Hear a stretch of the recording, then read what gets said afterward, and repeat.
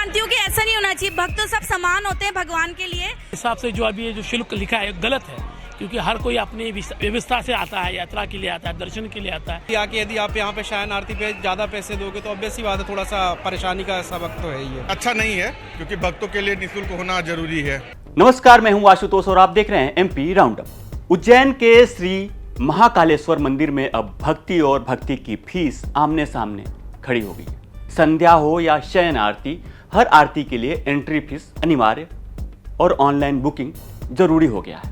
अब संध्या और शयन आरती में शामिल होने के लिए श्रद्धालुओं को अधिकृत वेबसाइट पर शुल्क देकर पहले से स्लॉट बुक करना होगा। तो कैसी होगी यह पूरी प्रक्रिया और कैसे भक्त भगवान महाकाल के दर्शन करेंगे, इसको लेकर के अब एक पूरा जो है गाइडलाइन उसको फॉलो करना होगा। लेकिन इसका विरोध भी शुरू हो गया है। विपक्ष के साथ ही सत्ता दल के विधायक भी और आम श्रद्धालु भी इस नियम से नाखुश हैं और इस पूरे मामले में महाकाल मंदिर समिति प्रशासक प्रथम कौशिक पर भी सवाल उठ रहे हैं। सवाल इसलिए उठ रहे हैं क्योंकि इस पूरे मामले पर राज्य के धर्मस्व मंत्री धर्मेंद्र सिंह लोधी को कुछ पता ही नहीं है। हालांकि मंत्री जी यह कह रहे हैं कि महाकाल लोक का पूरा मामला उनके अधिकार क्षेत्र में नहीं आता।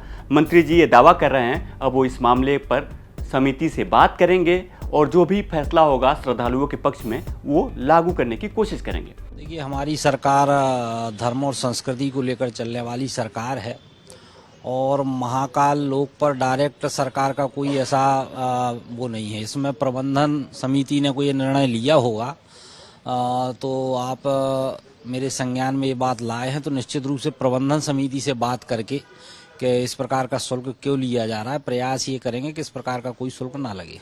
अभी जो शुल्क लगता है वो भस्म आरती की ऑनलाइन बुकिंग पे लगता था, प्रसाद वगैरह पे जो शुल्क लगता है वो लगता था, या वीआईपी दर्शन पे प्रोटोकॉल के नाम पे जो शुल्क लगता था। लेकिन अब इस आरती के शुल्कों को लेके विपक्ष के साथ साथ भाजपा के भीतर से भी आवाजें आ रही हैं। जो पूर्व सांसद है वहां के, उन्होंने भी सवाल खड़े किए हैं, सोशल मीडिया पे लिखा है। निश्चित रूप से ये प्रबंधन जो वहाँ प्रबंधन समिति उसका निर्णय होगा, उस इसलिए तो मैंने कहा कि उससे बात करके अपन प्रयास करेंगे कि इस प्रकार का कोई शुल्क ना लगे।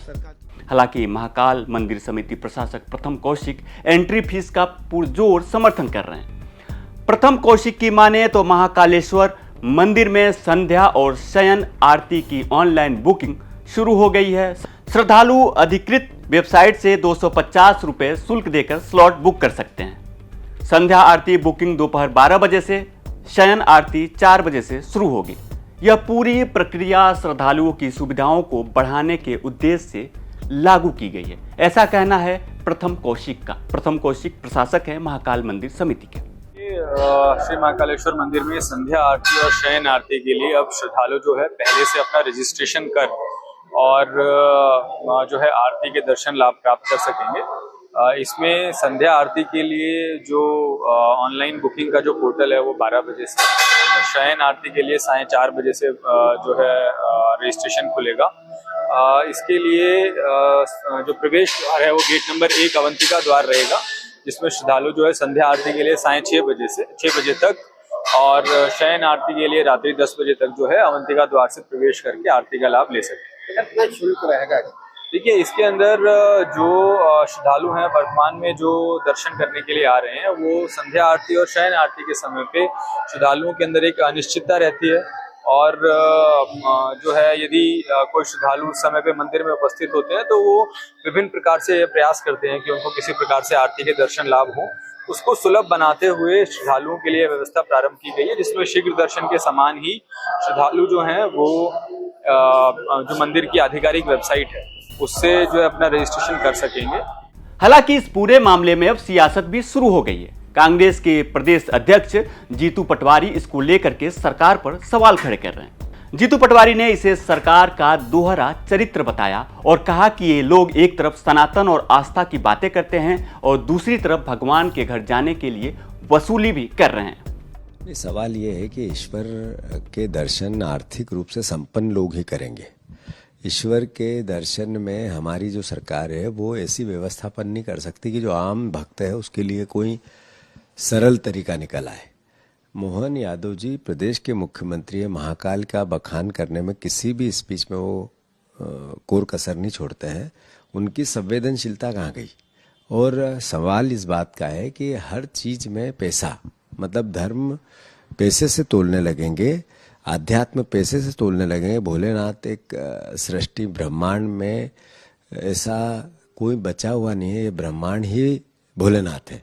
और अगर उन महाकाल के दर्शन के लिए आम जन, गरीब जन को पैसे की वेदना सहनी पड़े तो इससे निर्लजता और कुछ नहीं हो सकती। मंदिर प्रशासन के इस फैसले से श्रद्धालु काफी नाराज हैं। श्रद्धालुओं का कहना है कि मंदिर प्रशासन को ऐसा नहीं करना चाहिए, क्योंकि भगवान के लिए हर कोई समान है, तो हर श्रद्धालु को यहाँ पे समान रूप से दर्शन के अवसर प्राप्त होने चाहिए। मैं ये मानती हूँ कि ऐसा नहीं होना चाहिए। भक्त तो सब समान होते हैं भगवान के लिए, तो भगवान के दर्शन सबके लिए समान नहीं होने चाहिए। जैसे हम आए वैसे ही सारे लोग आने चाहिए। 250 रुपए मेरे उचित में नहीं। हाँ ठीक है, कोई विकलांग है, कोई परेशान व्यक्ति है, मैं मानती हूँ उसको आप दो 250 रुपए के दर्शन, 250 रुपए के दर्शन। बट सामान्य जनता के लिए जो हम आए आराम से, बहुत उचित व्यवस्था है, बहुत ही सही व्यवस्था है, हम आराम से दर्शन करके आए। जय मां का। क्या है, मेरे हिसाब से जो अभी ये जो शुल्क लिखा है गलत है, क्योंकि हर कोई अपनी व्यवस्था से आता है, यात्रा के लिए आता है, दर्शन के लिए आता है। मेरे हिसाब से थोड़ा ये शयन आरती का जो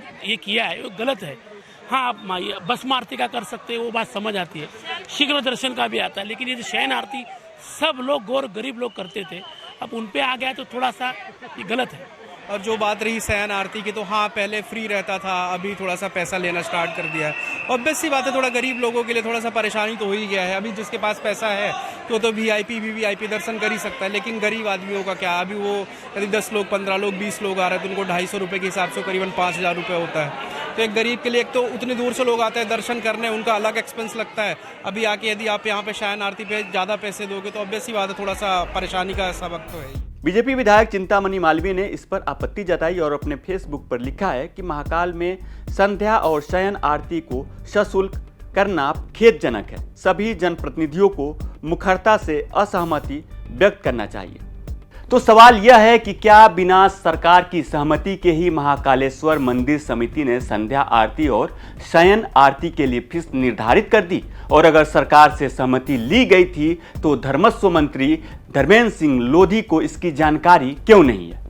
वैसे भी मंदिर प्रशासन की व्यवस्थाओं को लेकर के पहले भी स्थानीय विधायक अनिल जैन, स्थानीय सांसद अनिल फिरोजिया के अलावा यहाँ के मेयर भी सवाल उठा चुके हैं, लेकिन इसके बावजूद भी व्यवस्थाओं में बहुत ज्यादा सुधार नहीं हुआ है। और अब आम भक्तों पर अतिरिक्त बोझ डालकर मंदिर प्रशासन एक बार फिर सत्ता पक्ष के साथ ही विपक्ष के निशाने पर आ गया है। आगे क्या होगा, ये फैसला अब सरकार को करना है, और तभी पता चलेगा कि भक्त फ्री में भगवान के दर्शन करेंगे या फिर पैसे देकर अपने भगवान को देखेंगे।